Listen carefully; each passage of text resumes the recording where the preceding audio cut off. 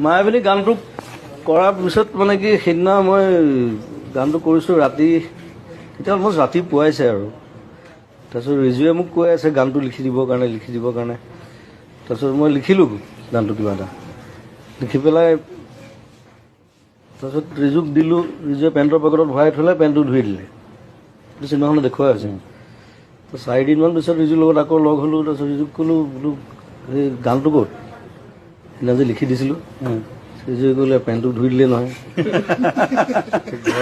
ঘৰত খবৰ ল'লে, এতিয়া পেণ্টটো ধুই দিয়াৰ পিছততো সেইটো আৰু গান ক'ত হৈ থাকিব। ডাইলগ এটাও আছে, জুবিন গাৰ্গে খাই লিখিলে, ৰিজুৱে খাই ধুই দিলে। তাৰপিছত মই বোলো আকৌ লিখিব লাগিব আৰু এটা গান দুবাৰ লিখিবলৈ মই বিৰাট টান পাওঁ মানে, যেনেকৈ এখন পেইণ্টিং দুবাৰ আঁকিবলৈ দিগদাৰ হৈ যায়। তথাপি মই বোলো লিখিবতো লাগিবই, কাৰণ মায়াবিনী ৰাতি বুকুত দেখা পালোঁ তোমাৰ ছবি। প্ৰথম 4টা লাইন